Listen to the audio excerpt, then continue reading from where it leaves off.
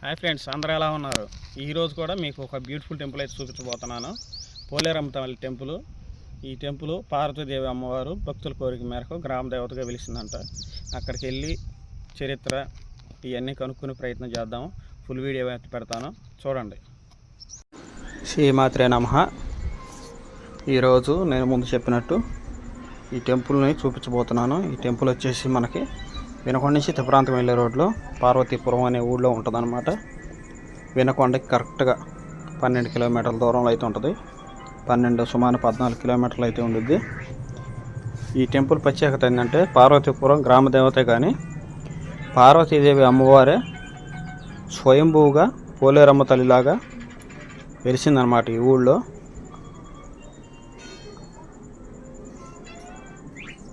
అమ్మవారు మహాశక్తిమంతురాలు. అమ్మవారి టెంపుల్ ఎదురు మనకి ఆంజనేయ స్వామి టెంపుల్, సాయిబాబా టెంపుల్ అయితే ఉంటుంది. అవి కూడా మీరు దర్శనం చేసుకోవచ్చు.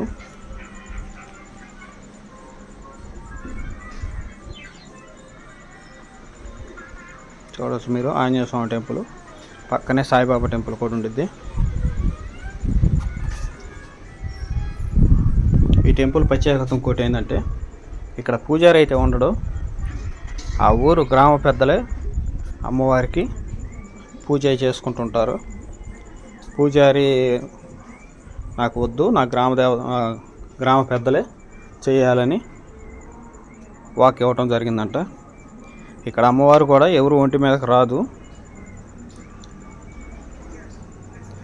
ఎవరికైనా ఏదైనా కోరికలు కోరుకుంటే కళ్ళలో కనపడి నీకు నేను ఏదైనా చేయగలను అనేది చెప్పిద్దంట అమ్మవారు.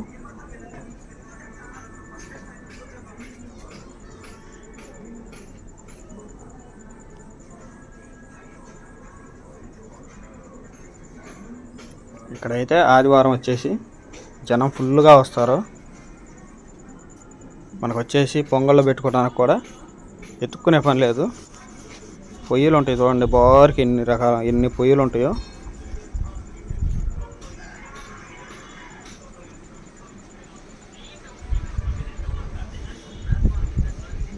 చూడండి, బారికి ఒక 30-40 పొయ్యిలు అయితే ఖచ్చితంగా ఉంటాయి. మనం పొంగళ్ళు పెట్టుకోవడానికి నీళ్ళ సౌకర్యం కానీ అన్నీ ఉంటాయి అన్నమాట. ఇక్కడ వచ్చేసి ప్రత్యేకంగా మే నెలలో తిరణాలు అయితే జరుగుతాయి. అమ్మవారికి 5-6 పెవలు అయితే కడతారు. ఈ సంవత్సరం మే 25వ తారీఖు వచ్చిందని చెప్పారు ఇక్కడ పెద్దల తిరణాల. అందుకని నేను వెళ్ళి ప్రత్యేకంగా వీడియో తీయటం జరిగింది. ఇక్కడ గ్రామ దేవత కాబట్టి కోళ్ళు మేకలు అన్నీ బలి అయితే జరుగుతాయి. ఇక్కడ గుళ్ళో ప్రాంగణం అయితే ఇలా ఉంటుందండి మొత్తం.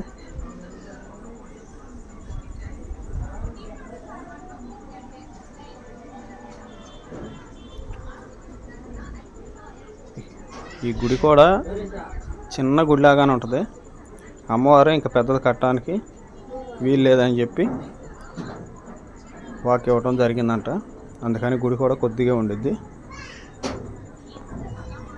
కానీ జనం మటుకు బాగా వస్తారు. చూడవచ్చు మీరు లోపల అమ్మవారు కూడా.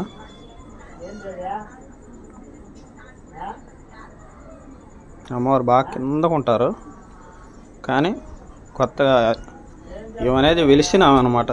ప్రత్యేకంగా విగ్రహం ఏం పెట్టలేదు. మా తరాలు కాదు, ఇక్కడ లోపల పూజ చేసే వాళ్ళని అడిగితే మా తరాలు కాదు, మా తాత తరాలు కాదు, అంతకుముందు ఎప్పటి నుంచో ఉంది, ఎప్పుడు వెలిసిందో అమ్మవారు మాకైతే తెలియదు అని చెప్తున్నారు. ఆ విగ్రహం అయితే స్వయంభూగా భూమిలో నుంచి పైకి వచ్చిందంట. అంతేగాని ఎవరో ప్రత్యేకంగా ప్రతిష్ఠించిన విగ్రహం అయితే కాదు.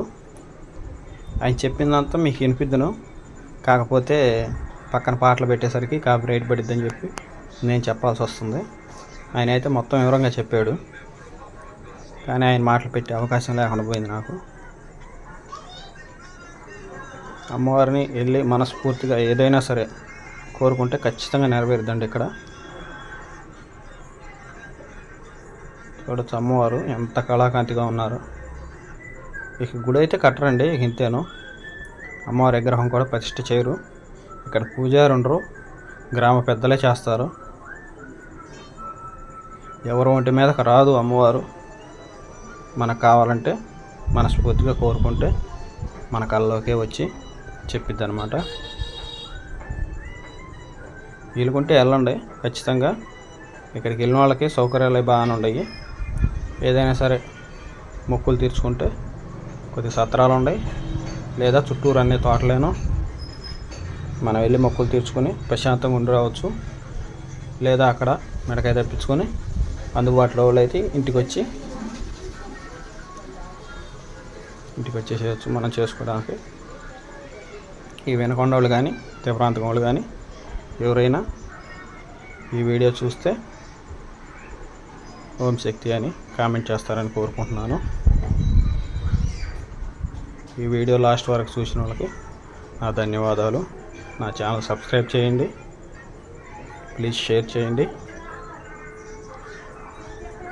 జై మాతా అని కామెంట్ చేయండి.